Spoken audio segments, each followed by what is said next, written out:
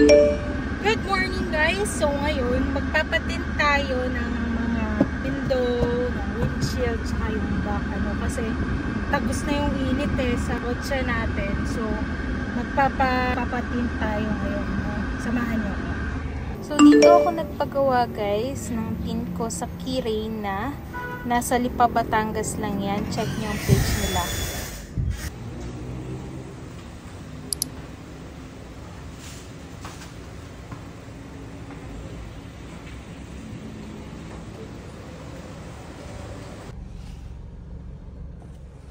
Ayan, tapos na tayo magpatint. Ay, sobrang liwanag sa loob. Pero ipapakita ko sa inyo mamaya, sobrang dilim sa labas. Ayan. Ayan guys, tapos na tayo magpatint. So, yan yung result niya. Grabe, sobrang linaw dito sa loob. Papakita ko sa inyo mamaya yung pag nasa labas tayo. Okay? Tapos na tayo magpatint. Ang ganda, grabe guys.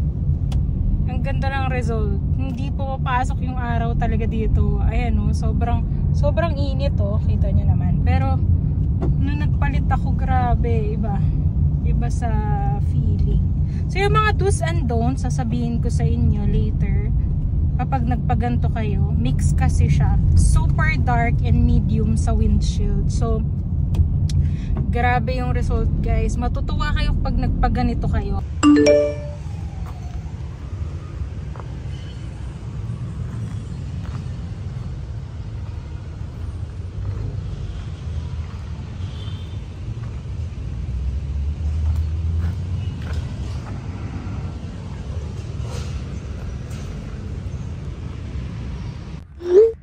So ayan. Simple lang yung mga do's and don'ts kapag nagpagawa kayo ng tint na ganito. By the way, ang tawag dito is ceramic tint. Na ang pinalagay ko is super dark para dito sa mga window ko at medium naman para dito sa windshield ko. Ang kagandahan talaga nito is pag sobrang init, hindi papasok yung init sa loob ng kotse mo. Like kapag walang tint or mahina lang yung tint na nilagay mo, pasok talaga yung init sa loob. So yun nga, ang do's and don'ts is 3 to 7 days, wag mong ibababa yung lahat ng window mo. Kasi para maiwasan yung mga bubbles na lumabas, kasi kapag tinaas baba mo siya agad after 3 to 7 days, within 3 to 7 days, ay possible mag-bubble siya agad. So advisable na after 3 or maximum na 7 days, wag mo siyang ibababa. So after nun, obserbahan mo na siya kung may lumabas na bubbles ba or wala. So kapag merong lumabas na bubbles, ibalik mo agad doon sa shop na pinagpagawan mo. Like yung sa akin, dito lang siya sa Lipa, Batangas, and pinakita ko naman sa video ang name ng shop na pinagpagawa natin. So balikan nyo na lang siya. Okay? So ngayon, tapos na nga yung 7 days. And nasa pa 9 days na, and sobrang ganda pa rin sa paningin ko. Ayan, tingnan nyo. Ayan. Kitang-kita nyo? Madilim, maliwanag yan kapag nandito ka sa loob. Yan. Pero pag nasa labas ka, diba? Pinakita ko sa inyo, sobrang dilim niya. Ayan. Ayan ang windshield. Medium tint to No, ito naman, super dark. Yan. Tapos, kapag magpapa-car wash po kayo, huwag nyong papapunasan agad yung loob.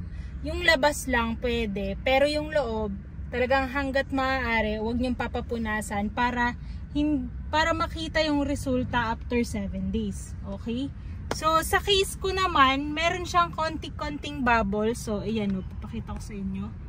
Hindi lang siya masyadong kita dito, pero ayan makikita nyo, may mga bubbles sa dyan. Kaya naman, since within 7 days na siya, more than 7 days, ibabalik ko siya para ipa-check kung ano bang magiging remedyo dyan.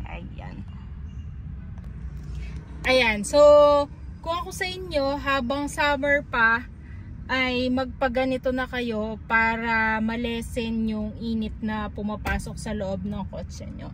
Okay, at murang-mura ko lang to nakuha dahil naka-promo pa sila until end of April. So April 30 na ngayon, so hindi ko lang sure kung may promo pa sila. Dati siyang 7,000, nakuha ko lang siya or binayaran ko lang siya ng 5,500 plus 300 kapag merong tatanggalin dun sa likod. Since may tinanggal siya, so all in all 5,800 yung binayaran ko. So sulit na siya, murang-mura na, and check nyo kung gusto nyo ring magpalagay ng ganito. Okay, so yun lang para sa videong ito. I hope nakatulong sa inyo yung idea na ito, or nagkaroon kayo ng idea kung paano magkakaroon ng ganitong tint. Okay, so sa susunod na video ulit, huwag nyo kalimutang mag-follow and mag-subscribe sa aking YouTube channel. Bye-bye!